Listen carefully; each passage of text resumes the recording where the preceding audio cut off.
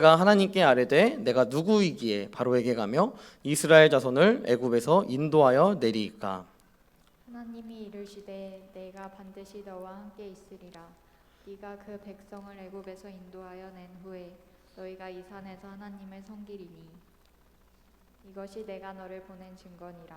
모세가 하나님께 아뢰되 내가 이스라엘 자손에게 가서 이르기를 너희의 조상의 하나님이 나를 너희에게 보내셨다 하면 그들이 내게 묻기를 그의 이름이 무엇이냐 하리니 내가 무엇이라고 그들에게 말하리이까. 하나님이 모세에게 이르시되 나는 스스로 있는 자이니라.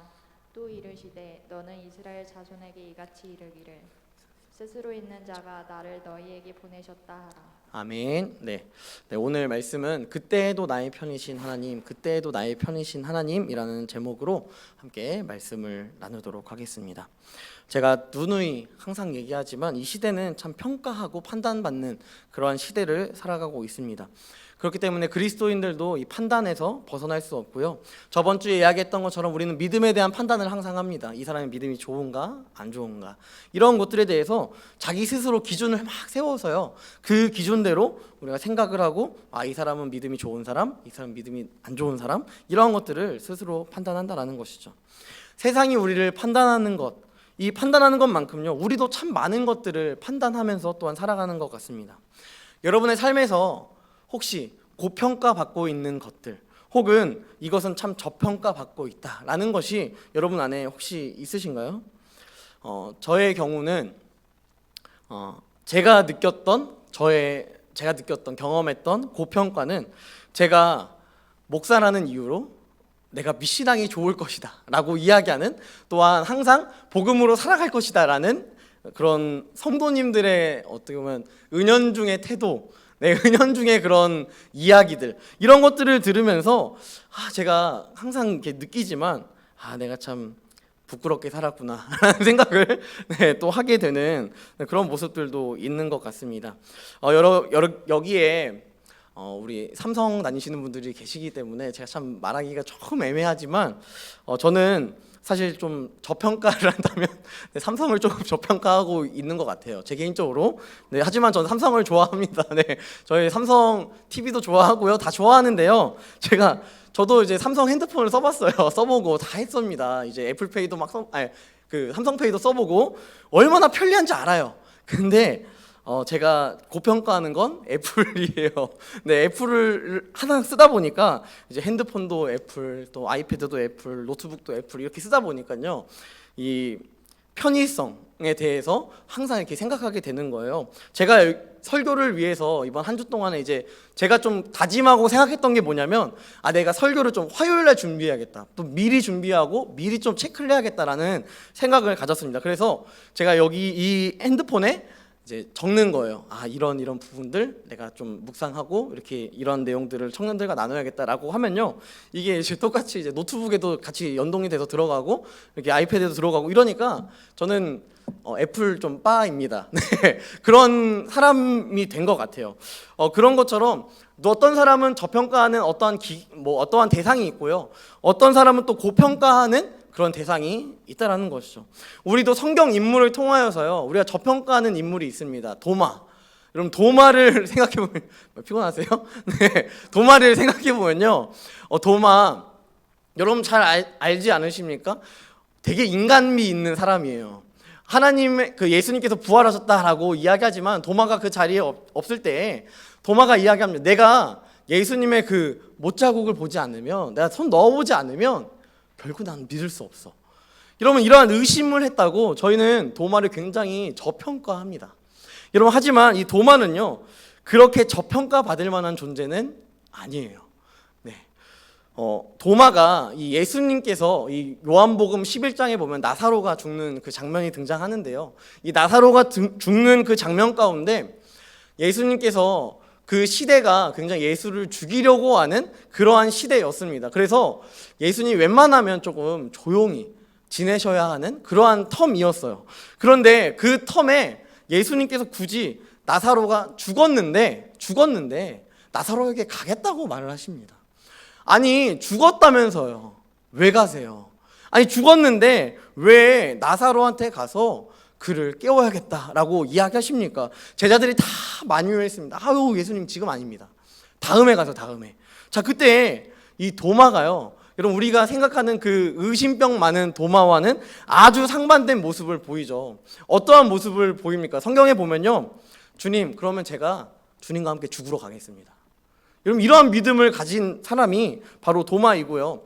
또 성경에 적혀 있지 않지만 외경이라든지 뭐 이렇게 역사적으로 봤을 때 인도에 가서 순교를 한 인물 중에 한 사람이 바로 도마다라고 이야기할 정도로 도마는 굉장히 믿음이 좋았던 사람이었던 것 같습니다. 하지만 우리는 이 의심했다, 딱 이거 하나만 가지고 참 저평가하는 그러한 존재가 되어버린 것이죠. 그렇다면 우리가 누가 고평가를 받는가? 이 성경 말씀을 통하여서 저는 사실 저번 주에 말씀 나눴던 부분처럼 다니엘이 어떻게 보면 참 고평가를 받는 존재가 아닐까? 혹은 오늘 말씀을 읽었던 것처럼 모세가 이 성경적으로 봤을 때 참 고평가를 받고 있는 존재가 아닐까라는 생각을 하게 됩니다. 자, 모세를 부르십니다. 누가 불렀죠? 하나님이 불렀습니다. 하나님께서 이 모세를 부르셔서요, 말씀하시는 거예요. 내가 아브라함이랑 약속한 게 있거든. 내가 네 조상인 이삭 그리고 야곱, 이 너의 조상들과 약속한 게 있는데 내가 400년 동안 너희가 이곳에서 고통당하고 어려움 가운데 있을지라도 그 애굽에서 너희를 반드시 가나안 땅으로 보낼 거야 라는 것을 이야기하고 계신다라는 것이죠. 여러분, 하나님은 자신을 정확하게 소개합니다. 네 조상이 하나님이야. 나는 네 조상이 하나님이야. 너 아브라함 알지? 너 이삭 알지? 너 야곱 알지? 내가 그때도 있었던 하나님이야. 그러니까 내가 너에게 이 애굽 백성들 괴롭힘 당하고 학대당하는 소리가 너무 많이 들리니까 이제 때가 됐으니 이제 애굽 땅으로 들어가서 너의 백성들, 이스라엘 백성들을 다시 출애굽시켜라. 이 명령을 하시는 것이죠. 이 하나님의 제안 아주 명확했습니다. 아주 확고했습니다. 이 제안 앞에 모세는 어떠한 대답을 지금 하고 있습니까? 오늘 말씀 11절 말씀 보니까요, 3장 1절부터요 10절까지 다 하나님이 얘기하세요. 그 다음에 모세가 말하는 첫 반응이 무엇이냐면요, 하나님, 내가 뭔데 갑니까? 하나님, 제가 뭔데 바로에게 갑니까? 내가 뭔데 이 이스라엘 백성들을 가나안 땅으로 인도합니까? 여러분, 이 질문이 바로 모세의 현실이었습니다. 내가 뭐라고? 하나님, 모세가 뭐라고 모세를 사용하십니까? 자기 자신에 대하여서 생각했을 때도 자기는 아니라는 거예요. 나는 결코 하나님께서 사용할 수 없는 존재다라는 것을 이 모세가 이야기하고 있다라는 것입니다. 하나님이 모세 앞에 나타났지만 그의 반응 아주 단호합니다. 내가 뭐라고 이스라엘 백성들을 가나안 땅으로 데려갑니까? 주님, 내가 뭐라고? 여러분, 누가는요 사도행전을 통하여서 이 모세의 인생을 3등분합니다. 40년. 그래서 120년을 살았는데요. 자, 첫 40년은요, 애굽 왕실에서의 삶을 살았습니다. 그 이후에 40년은 지금 미디안 목자의 생활을 하고 있고, 그 이후에 40년은 이스라엘 리더로서의 또한 삶을 살아가고 있는 모습을 보여줍니다. 여러분, 한번 생각해 보십시오. 현재 모세는 미디안 목자의 삶을 지금 살아가고 있습니다. 아직 여러분들이 젊기 때문에 여러분들의 인생을 3등분 해봤자 여러분 10년도 안 나오시는 분들도 있고요, 딱 10년 나오시는 분들도 있고, 저도 뭐 한 딱 11년 정도 11년 조금 뭐 소수점 해가지고 이렇게 나오는 것 같은데요. 여러분, 제가 모세를 다 알 수 없지만요, 여러분 이 쪼갰을 때 모세의 40년, 첫 애굽 왕실에서 자랐던 이 40년, 여러분 부러우십니까? 여러분, 혹시 여러분들은 이것을 탐내고 있지 않으십니까? 금수저였대. 야, 애굽의 왕의 딸의 자식으로 들어갔으니까 여러분 얼마나 행복했을까요? 제가 모세를 다 알지 못하겠지만 모세는 40년 동안 자기가 혼자 밥을 해 먹어본 적이 없을 거예요. 여러분, 얼마나 편리했겠습니까? 밥 줘라 이렇게 말하면 네 하고 밥을 주는 거예요. 그 밥뿐만 아니라 자기가 원하는 것들을 요청하면 다 했겠죠. 저는 이 모세의 인생을 보면서요, 제 인생을 딱 돌아보게 되는 거예요. 제 인생의 3분의 1을 딱 생각해 봤을 때 한 11살까지를 생각해 보면요, 저는 11살, 10살? 아니죠, 9살쯤부터 저는 항상 집에서 밥을 혼자 해 먹었습니다. 그런 모습들을 딱 생각하면요, 야, 얘 너무 부럽다. 내 인생의 3분의 1보다는 너무 좋은 인생을 살아가고 있는 모세의 모습을 보면서 야, 좀 부럽다, 좀 기분 나쁘네, 언짢네 이런 생각도 들기도 하고요. 이런 것이죠. 근데 그럼 제가 뭐 모세에게 뭐 이렇게 모세의 인생을 뭐 다 보거나 그 시대로 돌아가 보지 않았지만 저는 생각했을 때 이 모세가요, 이 왕궁에 있어서의 40년 동안의 인생도 그렇게 편하진 않았을 것이다 라는 생각을 또한 하게 됩니다. 모세는 맞지 않은 옷을 입은 것 같은 그런 불편함을 느꼈을 거예요. 애굽 왕국에서 살아가는데요, 나만 피부색이 달라요. 나만 머리 색깔이 다릅니다. 그리고 또 애굽인들 웬만한 이렇게 분들 보시면 이렇게 좀 곱슬머리시잖아요. 근데 히브리인들은 그건 곱슬머리가 그렇게 많지 않아요. 이렇게 생머리고 막 이런 머리들이 많으니까 머리카락 느낌도 너무 다른 거예요. 그러니까 이 모세가 봤을 때는 왜 나만 다르지? 에 대한 불안감 또 불편함이 얼마나 많이 들었겠습니까? 여러분 요즘 드라마 좀 보세요? 네, 제가 드라마 얘기할 때마다 제가 예시를 드라마로 드는데 여러분들이 드라마를 몰라서 제가 좀 많이 당황스러울 때가 많거든요. 네, 제가 이제 요즘에 저도 막 챙겨보는 건 아닌데 유튜브를 통해서 이렇게 하이라이트 이렇게 보면 여러분 커튼콜이라는 요즘 드라마를 한다고 합니다. 커튼콜이라는 드라마를 하는데요, 이 드라마에서 내용이 무엇이냐면 6.25 전쟁 때 헤어졌던 이 남편의 자식의 이제 손주가 이제 남한으로 이렇게 넘어온 거예요. 근데 그 여인이 고두심 씨거든요. 이 고두심 씨가 굉장한 부자로 한국에서 살아가고 있습니다. 그런데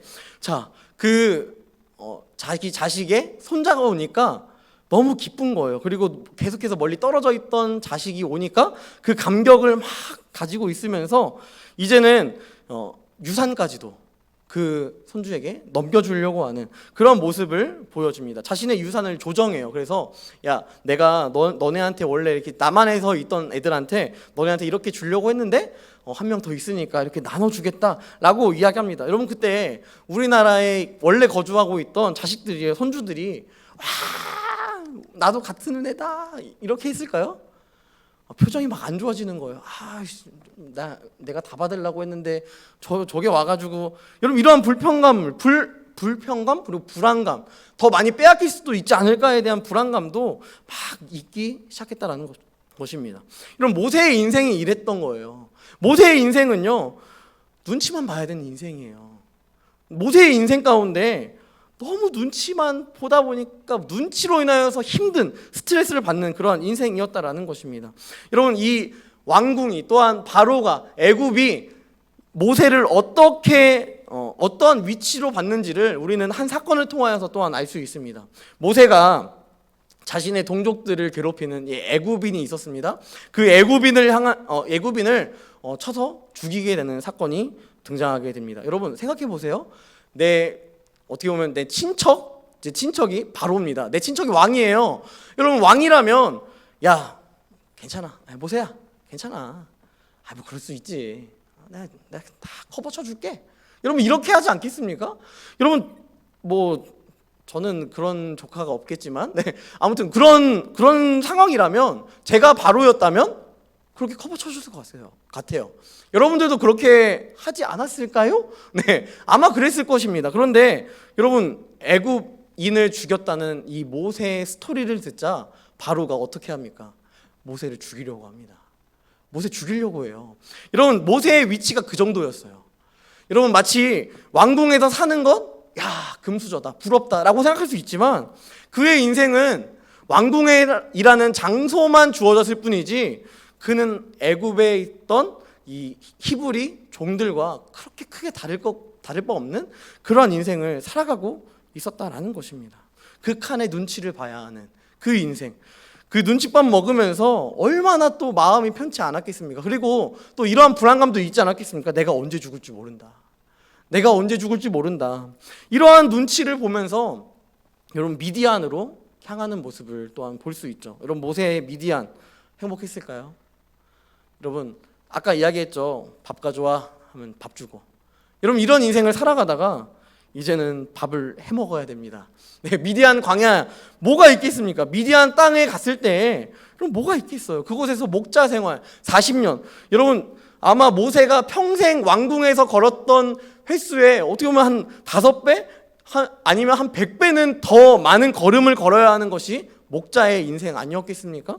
여러분, 얼마나 다리가 부르트고 힘들고 어려움 가운데 또한 놓여졌겠습니까? 게다가 여러분, 어떻게 보면 왕궁이라는 가장 의리의리한 곳에서 그저 벌판이라는 곳에 가서 내가 내 생계를 책임져야 하는 그런 인생으로 어떻게 보면 훅 떨어져 버린 그의 인생 가운데 모세는 불안감과 또한 이게 내 인생의 끝인가에 대한 염려가 들지 않았을까요?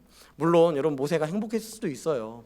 하지만 그의 현실적인 상황을 바라보면은, 또한 그가 살았던 40년, 첫 40년의 인생을 바라보면 결코 그는 미디안 땅에서 그렇게 행복하게 살아가지는 못했을 것이다라는 것입니다. 그렇게 80년 동안 모세는 제가 보기에, 여러분은 안 그럴 수 있어요. 하지만 제가 보기에 모세는 실패한 인생을 살아갔던 것이라고 볼 수 있을 것 같습니다. 자기 스스로에 대한 사랑, 자존감도 현저하게 낮아요. 그러한 상황 가운데 있는 모세에게 하나님이 찾아가시니까 모세의 대답이 어떻습니까? 제가 뭔데 바로에게 갑니까? 이렇게 실패한 인생인데 내가 어떻게 바로에게 갑니까?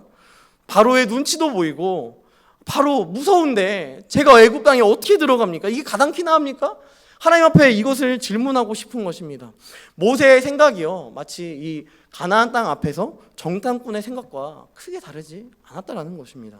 모세의 생각이요, 정탐꾼과 다르지 않아서 애굽은 큰 나라입니다. 바로는 큰 힘을 가지고 있습니다. 하지만 나는 메뚜기와 같은데, 나의 인생은 실패자인데 내가 어떻게 감히 그곳에 가서 내가 그들에게 밟혀 죽으면 어쩌시려고 나한테 그러십니까?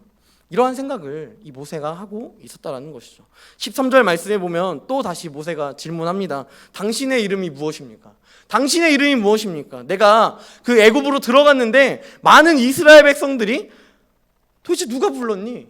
너 누가 보냈니? 라고 이야기한다면 내가 누구라고 이야기해야 합니까? 여러분, 저는 이 질문이요, 단순히 이름을 물어보는 것이 아니라는 것을 생각해 볼 수 있습니다. 왜냐하면 하나님께서 이 모세 가운데 처음 찾아오셨을 때 이미 밝혀졌어요. 나는 아브라함의 하나님이야. 나는 이삭의 하나님이야. 나는 야곱의 하나님이야. 데우스야 라고 이야기했습니다. 여러분, 그 하나님이야 라는 것을 이야기했다면 그 이야기를 듣고 하나님이구나 라는 사실을 분명히 알았어야 했습니다. 하지만 그가 다시 한번 묻고 있는 거예요. 당신 이름이 뭡니까? 아니, 당신 도대체 이름이 뭡니까? 여러분, 하나님이 자기를 소개하셨지만 이것을 되려 묻고 있다는 것입니다. 여러분, 이 질문이요, 제가 봤을 때는 이 모세의 분노라고 생각합니다. 이 분노, 하나님 앞에서 이제 분노를 표출하고 있는 이 모세의 응답은 무엇이냐면, 하나님, 내 80년 이렇게 실패한 인생이었는데 당신 뭐 했습니까? 왜 이제 와서 저를 찾으시죠? 왜 이제 와서 나한테 이스라엘 백성들을 인도하라고 하시죠? 당신 뭔데요? 당신이 내 인생 가운데 뭐길래 나는 이렇게 철저하게 실패하고 망가진 인생을 살아가고 있는 나에게 이러한 일들을 시키려고 하십니까? 이 분노를 통하여서 이 모세는 질문하고 있다는 것입니다. 처음 질문을 통해서요, 내가 누구이길래 바로에게 갑니까? 내가 누구이기에 이스라엘 백성들을 인도합니까? 애굽에서 어떻게 끌고 나오겠습니까? 라는 이 질문을 뛰어넘어서 이제 모세가 질문하는 것, 당신이 뭔데? 당신이 뭔데? 나를 이렇게까지 실패자로 만들어 놓고 이제 와서 나를 쓰겠다 이야기하고 내가 살아가는 이 모든 순간 가운데 아무런 영향력도 없으셨으면서 아무런 응답도 없으셨으면서 당신이 뭔데 내 인생에 좌지우지하려고 하십니까? 질문하고 있는 이 모세의 분노를 우리는 생각해 볼 수 있다는 것입니다. 오늘 이 말씀을 보면서요, 우리는 몇 가지 묵상할 수 있을 것 같습니다. 첫 번째는요, 사람은 보인다고 믿는 존재가 아닙니다. 사람은요, 결코 뭔가 보인다고 해서 믿는 존재가 아니에요. 우리가 믿음에 대해서 생각할 때요, 그럼 사람은 결코 뭔가 본다고 해서 믿는 존재가 아니라는 것을 오늘 말씀을 통하여서 우리는 알 수 있습니다. 떨기나무에 불이 떨어졌습니다. 떨기나무가 타지 않습니다. 이러한 기적을 보고 있지만 이러한 기적 가운데 모세가 질문하는 것이 무엇이냐면, 하나님, 내가 뭔데요? 하나님, 내가 뭔데? 내가 뭔데? 네, 하나님, 내가 뭔데? 또한 당신이 뭔데 나한테 이러한 명령을 하십니까? 여러분 이런 이적을 보고 있고 또 하나님께서 자신에게 말씀하시는 야 이곳은 거룩한 곳이니까 신을 벗어라 라고 말씀하시고 계속해서 하나님께서 그에게 이야기하시고 또 놀라운 이적들을 막 보여주고 계시지만 그는 하나님을 믿지 않고 있다는 것입니다. 이 놀라운 기적 앞에 여러분 이 시대는 입증해야 되는 시대 아닙니까? 증명해야 하는 시대 아닙니까? 하지만 이 시대는요 그런 질서를 따를지라도 하나님의 질서는요 결코 보이는 것에 있지 않고 오히려 보이지 않는 것에 있다라는 것을 우리는 이 말씀을 통하여서 볼 수 있는 거예요. 믿음은요 바라는 것들의 실상이요 보이지 않는 것들의 증거다 말씀했습니다. 하나님의 손을 볼 수 없고 하나님의 발이 뛰는 것을 우리가 막 목도하고 볼 수 없지만 그럼에도 나의 삶에 하나님이 일하고 계심을 믿는 것이 진정한 믿음이다라는 것입니다. 어떻게 보면 여러분 우리는 이러한 것을 꿈꿉니다. 성경에서 이러한 내용이 나왔으니까 하나님 나도 똑같이 해주세요. 떨기나무 한번 보여주세요. 하나님 나에게 그 하늘의 문을 한번 열어보시고 마치 이 다니엘이 봤던 것처럼 뭐 곰도 보고 열불 달린 것도 보고 이렇게 봐야 하나님 내가 믿을 수 있겠습니다. 여러분 이런 이야기를 우리가 막 하고 있지만 보여줘도 안 믿는 게 우리 아니겠습니까?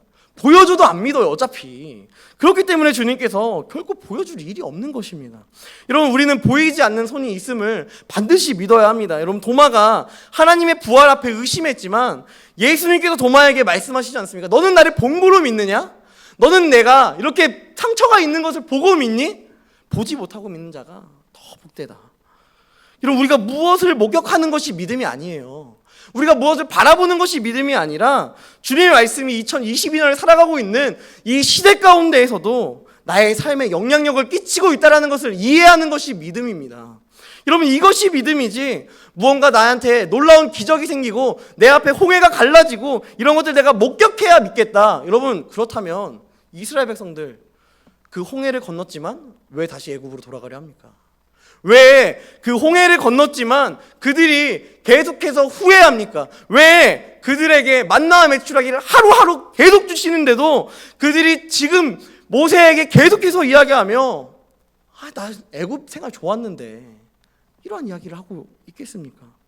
여러분 게다가요 그들의 인생 가운데 이 광야의 생활 여정 가운데 구름 기둥과 불 기둥 있지 않았습니까? 하나님께서 인도하시는 그 인도하심이 있었음에도 불구하고 그게 보임에도 불구하고 그것이 움직이면 따라가고 멈춰서면 거기서 멈춰 있는 그 수년의 시간 동안에서도 멈춰 있어야만 하는 그 시기를 겪고 있는 보이는 것을 보고 있지만 여러분 이스라엘 백성들이 보는 것을 믿었다면 그들은 그걸 보고 하나님을 전적으로 의지하며 살아가야 하는 건 아니겠습니까?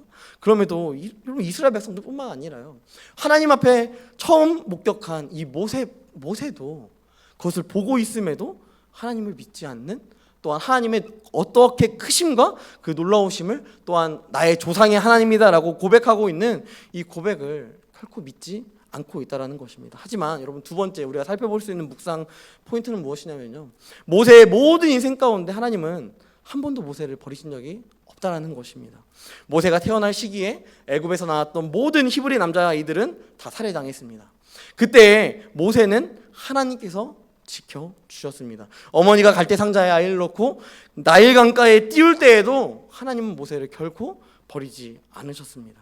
모세가 애굽 사람을 살해한 그 현장에서도 하나님은 결코 모세를 버리지 않으셨습니다. 모세가 미디안에서 목자의 삶을 살아갈 때에도 모세가 이스라엘의 리더가 되었을 때에도 결코 하나님은 모세를 버리신 적이 없으셨다라는 것입니다. 하나님은 그때에도 모세의 도움이셨고 또한 힘이 되어 주셨습니다. 모세의 1분 1초가 여러분 당연한 것이 아니라 하나님의 도우심과 하나님의 일하심이 아니라면 결코 지금까지의 삶을 살아갈 수 없는 존재였다라는 것입니다. 여러분 모세가 아무리 이 애굽의 지리를 잘 알았다 할지라도요 여러분 애굽 왕 바로가 모세를 찾겠다는데 여러분 어떻게 탈출할 수 있었겠습니까? 여러분 이게 말이나 되는 일입니까? 왕이 그 모세를 잡아라 라고 명령을 내렸다면 여러분 마치 이스라엘 백성들이 출애굽하고 나아갔을 때 모세가 뒤를 따라오지 않습니까? 아주 잘 따라와 놓고 모세가 사람 죽이고 도망갔을 때는 왜 못 쫓아갑니까? 왜 못 찾아냅니까? 여러분 말이 안 되잖아요. 여러분 모세가 그렇게 살인하고 도망갔다면 말 타고 가서 잡았겠죠. 당연한 거 아닙니까? 이것은 너무 팩트 아닙니까? 여러분, 그런데도 불구하고 모세를 바로가 못 잡아요. 왜 못 잡습니까? 하나님이 붙잡으셨기 때문에, 하나님이 도우셨기 때문에 이 모세가 지금 이 죽을 인생이 아니기에 하나님께서 그를 계속해서 붙잡으신 것 아니겠습니까? 여러분, 모세가요, 애굽 땅을 탈출하는 것이 여러분 결코 쉬운 일이 아니에요. 애굽 안에 여러분 아까도 얘기했지만 피부색이 다르잖아요. 그리고 또 애굽 사람 뭐 지방으로 갔다 할지라도요, 거기에서 너 히브리 사람 아니야? 너 종 아니야? 너 잠깐만 일로 와봐 하면서 붙잡아 갔다면 여러분 어떻게 미디안 광야까지 갈 수 있었겠습니까? 여러분, 이것은 진짜 말도 안 되는 인생 아닙니까? 말도 안 되는 상황 아닙니까? 그럼에도 모세가 미디안 땅으로 나아갈 수 있는 그 이유가 무엇입니까? 하나님께서 일하셨기 때문에, 모세의 인생 가운데 하나님께서 일하셨기 때문에 그의 인생 가운데 모세를 지키시고 또한 보호하시는 주의 일하심이 있었기에 가능한 것 아니겠습니까? 여러분, 모세의 마지막 모습 여러분 아십니까? 모세는요, 결국 하나님이 말씀하신 약속의 땅에 들어가지 못해요. 여러분, 어떻게 보면 40년, 마지막 이스라엘의 지도자로서의 40년의 인생도 제 시선으로 봤을 때는요, 실패자입니다. 여러분, 우리가 이 성경을 바라보면서 모세가 가나안 땅에 들어가지 못하고 죽었다, 여러분 실패자 아닙니까? 자신에게 맡겨진 명령이 있는데 그 명령을 지키지 못했어요. 실패자 아니냐고요. 모세는 아무것도 이룬 것이 없습니다. 모세는 홍해를 건넜을지라도 가나안 땅에서 계속 유리했고 가나안 땅으로 들어가지 못하고 그 광야를 계속해서 걸어 나아가면서 결국 가나안 땅을 밟지 못하는 패배자였고 실패자였다라는 거예요. 그의 인생에 3등분을 해봤자 그는 결국 실패자예요. 이 세 등분이 다 실패자였던 그러한 인생. 그래서 결국 여호수아가 이스라엘 백성들을 끌고 가나안 땅으로 들어가지 않습니까? 우리가 살펴보면 80년의 인생뿐만 아니라 나머지 40년의 인생도요, 모세는 실패자입니다. 실패자. 명령하신 가나안 땅에 들어가지 못하는 모세의 마지막 인생, 여러분 이 모습 누가 봐도 실패자죠. 이 목표를 성취하지 못한 모세의 인생은요, 그렇게 평가받는 게 마땅하지 않겠습니까? 이 사람 실패자다라고 하는 것이 마땅하지 않겠습니까? 하지만 이 모세가요, 가나안 땅에 들어가지 못하였음에도 불구하고 믿음의 조상으로 지금까지도 드러나고 있습니다. 여러분, 이슬람과 기독교와 천주교에서 가장 사랑하고 신뢰하는 선지자는 모세라고 평가합니다. 여러분, 분명 그의 인생은 실패했습니다. 그의 인생은 아무것도 이룬 것이 없어요. 그의 업적이 아무것도 없습니다. 하지만 그럼에도 불구하고 그의 믿음의 시선으로 봤을 때는 그의 인생의 믿음은 성공자였다라는 것이죠. 우리가 모세의 삶을 돌아보며 볼 수 있는 마지막 40년, 이 모습을 바라보면서 경험할 수 있는 이 사실은요, 여러분 이 모든 상황 가운데 그는 사람의 시선으로 봤을 때 실패자였을지 모르겠지만 하나님의 시선으로 봤을 때 그는 결코 실패자가 아니요, 그는 성공자였기 때문이다라는 것입니다. 그 상황이, 이 현실적인 상황이 눈치를 봐야 하고 또한 많은 어려움 가운데 미디안 광야에 있어야 하고 또한 말도 그렇게 안 듣는 이 이스라엘 백성들의 지도자로서의 삶을 살아가야 하는 이 막막하고 답답한 상황이라 할지 모르겠지만 하나님이 모세의 편이 되어주사 홍해를 건너게 하시고 가나안 땅에 들어가지 못하였지만 가나안 땅으로 갈 수 있는 첫 발걸음을 띄게 하셨고 또한 하나님이 모세의 편이 되사 말도 안 되는 이 아말렉과의 전투에서도 하나님께, 그럼 모세가요 뭐 했습니까? 손들었어요. 손들었더니 이겼습니다. 손들었더니 기도했더니 하나님께서 이 아말렉과의 전투, 여러분 아말렉은 칼과 뭐 최첨단 그 당시에 최첨단의 무기를 가지고 있었지만 여러분 이 모세와 이 이스라엘 백성들은 곡괭이 같은 거 이렇게 농촌에서나 할 수 있을 법한 그런 것들을 들고 있었음에도 불구하고 하나님께 손을 드니까 승리하게 하시는, 여러분 이것이 하나님이 모세의 편이시기에 모세가 하나님께 불평하듯 이스라엘 백성들이 모세를 향하여서 불평하고 있지만 여러분 모세의 지도자 자격을 박탈하지 않고 계속해서 그가 리더로서의 삶을 살아갈 수 있는 것은 하나님이 이스라엘 많은 사람들의 편이 아니라 모세의 편이 되어주셨기에 가능했던 사실이었다라는 것입니다. 비록 세상의 기준으로는요 실패자죠. 맞습니다. 하지만 하나님 앞에서, 복음 앞에서 그는 승리자였습니다. 왜 그렇습니까? 하나님이 모세의 편이 되어주셨기 때문입니다. 말씀을 마무리하겠습니다. 하나님은 모세의 편이 되실 뿐만 아니라요 지금도 우리의 편이 되어주시기를 원하십니다. 여러분의 가장 큰 힘과 위로가 하나님이 되기를 하나님은 지금도 간절히 원하고 있다는 것입니다. 애굽에서의 40년의 삶처럼 세상의 가치에 눈치 보면서 나도 저런 거 있으면 좋을 텐데, 나도 저런 거 있었으면 더 좋게 살아갔을 텐데 라는 후회가 여러분 남고 있으십니까?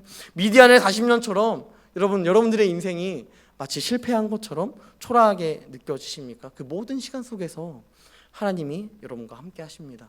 세상의 기준으로 가치 없다 정의 내릴 수 있는 그 여러분들의 인생의 과정 속에서 하나님의 관점으로 봤을 때에는 그 시간은 결코 가치 없는 인생이 아니라 여러분들과 가장 끈적하게 동행할 수 있는 그러한 시간입니다.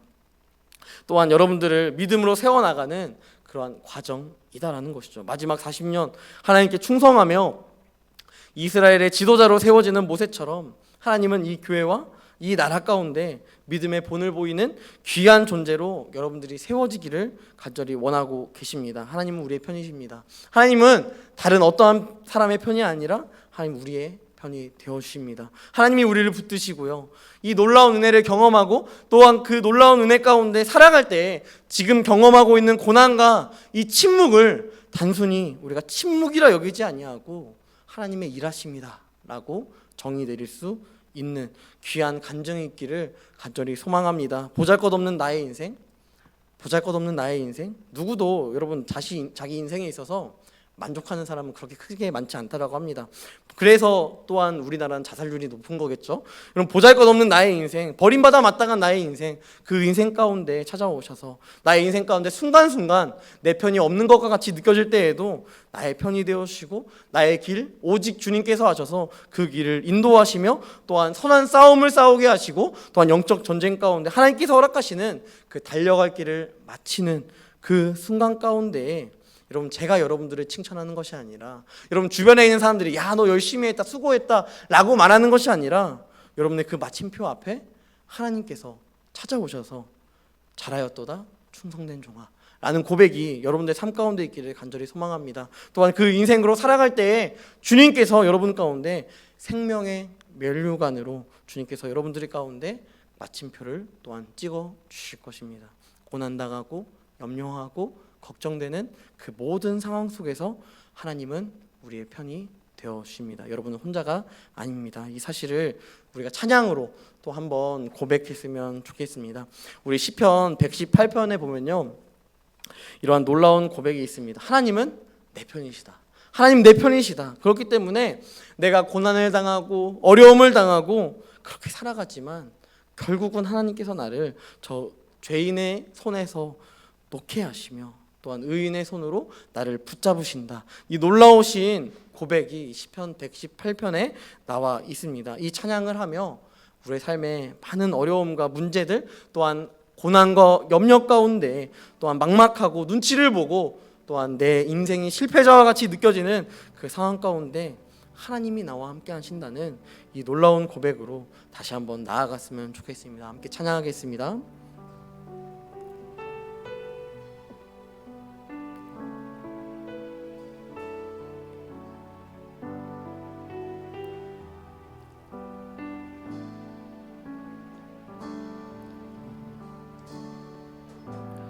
여호와는 내 편이시라 내가 두려워하지 않네. 주는 나의 능력이시요 나의 구원이 되셨도다. 여호와는 내 편이시라.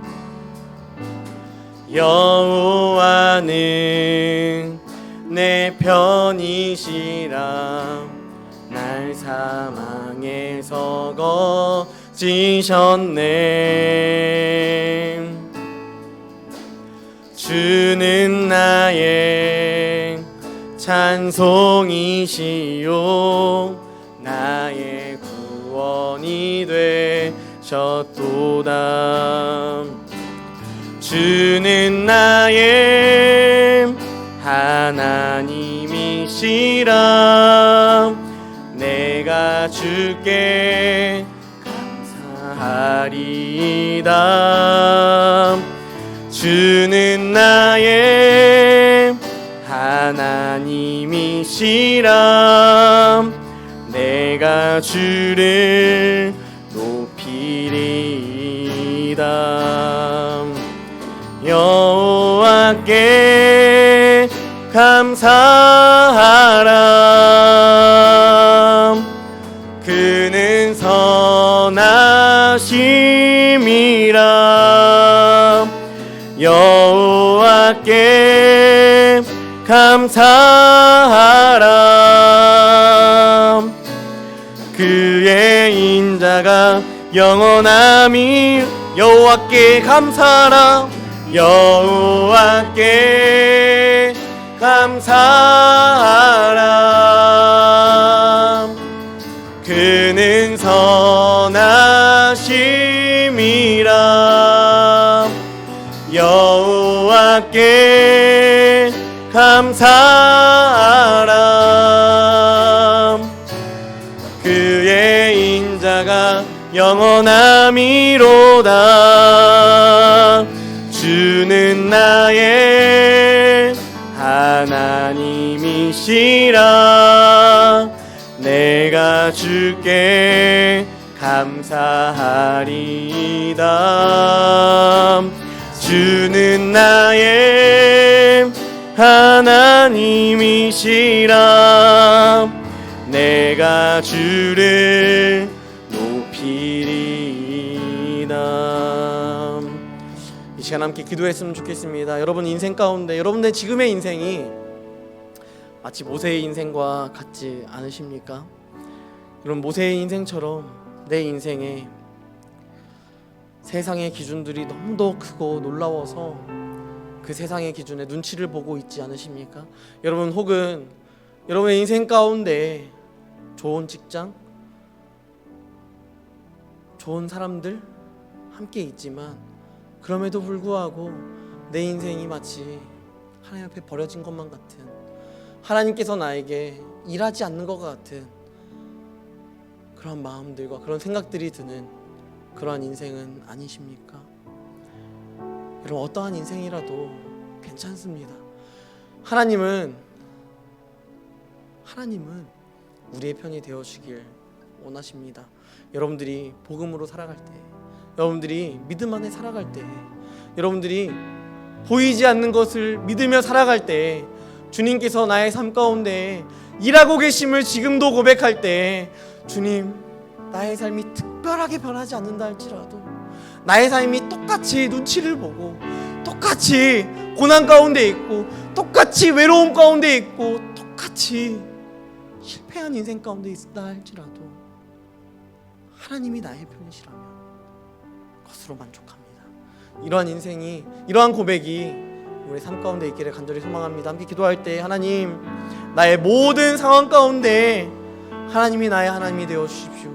하나님, 나의 모든 상황에 어려움과 고난이 따를지라도 그 고난이 나의 삶을 좌지우지하는 것이 아니라 하나님이 나의 삶을 이끄시고 만나와 메추라기를 먹이시고 또한 홍해를 건너게 하시고 또한 하나님께서 살아계심을 우리의 삶에서 느끼게 하셔서 눈에 보이는 것이 아니라 믿음으로 바라보는 그 인생, 믿음으로 바라보는 그 놀라우신 하나님의 선하신 인도하심, 그 인도하심을 따라 나의 인생을 살아가게 하시고 내가 나의 갈 길을 정하는 것이 아니라 하나님의 정하신 바 그 사명 앞에 우리가 달려갈 길을 잘 마무리할 수 있는, 마침표를 찍을 수 있는 귀한 청년들의 삶이 되게 해달라고 이 시간 함께 기도하며 나갔으면 좋겠습니다.